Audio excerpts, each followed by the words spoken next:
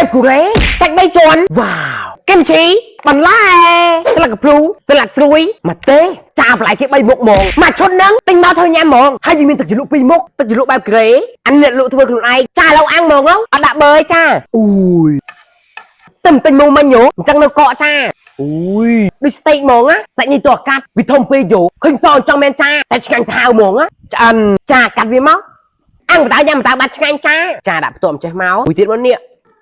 គីមជីទឹកជ្រលក់ដាក់ចែកមកនេះចាអូយ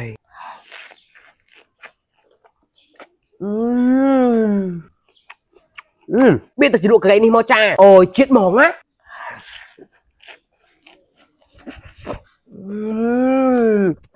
មិនឯងក្តីសុខទៅហើយ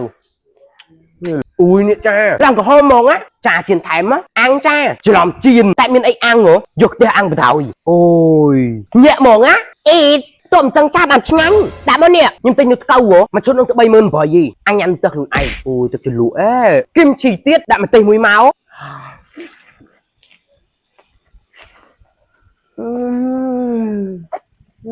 ចាញ់ញ៉ាំទៅទេម្ដង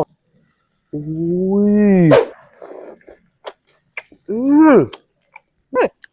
ឡើងទៅចាក់ខាងនេះតាគីមជី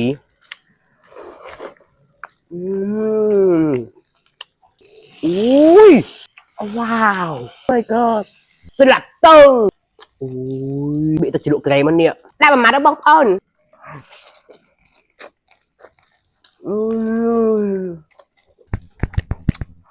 អូយមកសាច់ទេ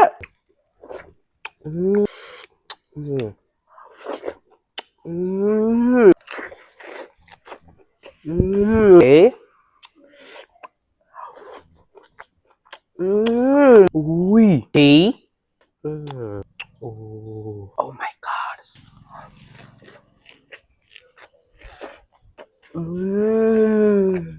ឆ្ងាញ់សន្លឹកហ្មងណាហាន់ទៀតទេចាញៀនហ្មងឆ្ងាញ់ញូសំខាន់បានជាប់ខ្លាញ់នេះល្មួតខ្ទិះហ្មងណាអូយចាប់មកនេះដាក់គីមជីទៀតមកអូយ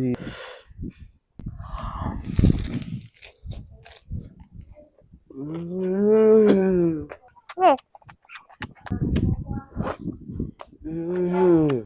ូយ